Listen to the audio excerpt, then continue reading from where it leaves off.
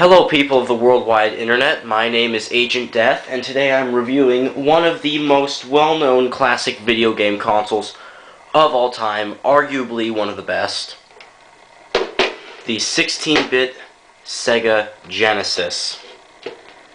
I have not had this console for very long, I just got it recently, but I have played a fair amount of Sega Genesis games on emulators, and I have to say, it is so much nicer to play it on an actual Sega Genesis. This is a very well-built console, and it does look really, really nice. I also really love that there is this switch right here, just having a physical switch, a volume control. This is one of the nicest features that I've seen on the console, if I can get my camera to focus. And, standard reset button. Nothing that the Super Nintendo didn't have besides this, which is still one of my favorite features, and I really need to clean that out. It also, with its headphone jack, you can use it, the headphones for stereo sound. And the Super Nintendo didn't do that, but it definitely should have. It has two controller ports like any 16-bit console. I can't name any off the top of my head that used four. And of course, it likes to show off. It has 16-bit plastered in big letters on the front of it, along with one of my favorite logos. And there's the power on button. Or, it's not a button, it's a light. And it also likes to show off how high definition it was for its time, with its giant high definition graphics sticker right there. On this very futuristic looking console. Right here on the side, you got your extension port, which would be to connect the Sega CD, and yeah, just the Sega CD. I can't name any other extensions except for maybe it was like the Sega Jukebox or something, let you put in more than one game, and then for 50 bucks you could have that and be switching them. And this will not go back on. Just give me a sec.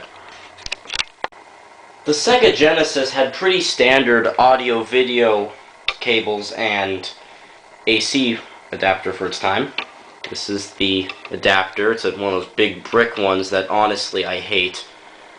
And one of the biggest perks of the Nintendo 64 is they built this into the console. Or it wasn't built in, but you stuck it into the console. Pretty standard input. Just take this and you would plug it in to the Genesis like so.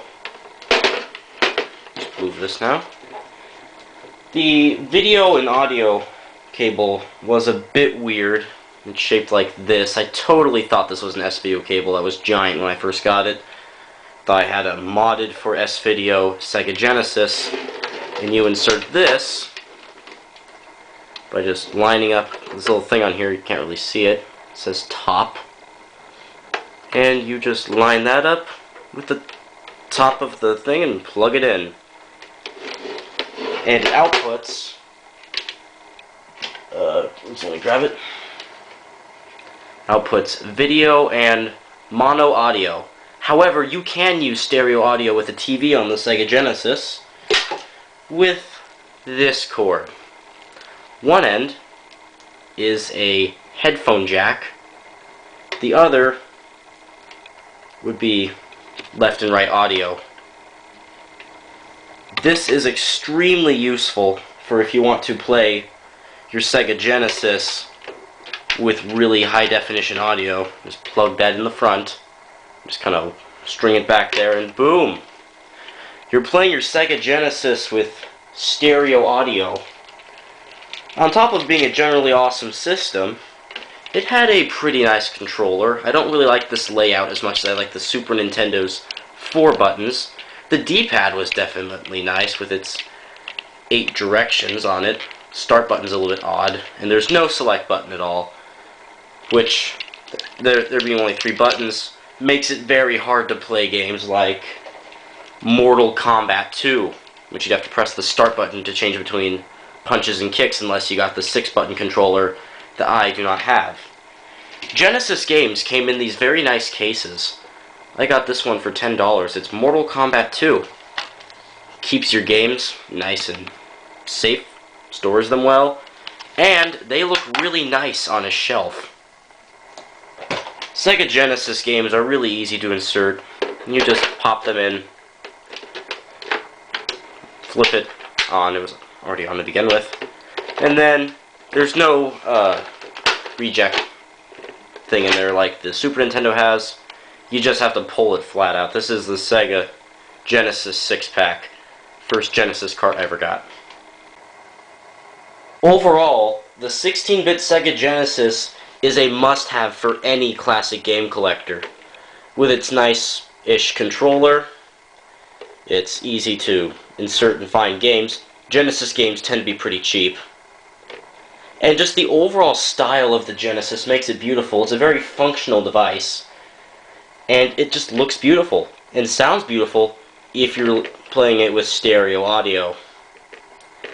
I give this a 4.5 out of 5 stars. This is one of my favorite game consoles of all time. This has been AgentDeth reviewing the Model 1 Sega Genesis. And I'll see you in the next video. Goodbye.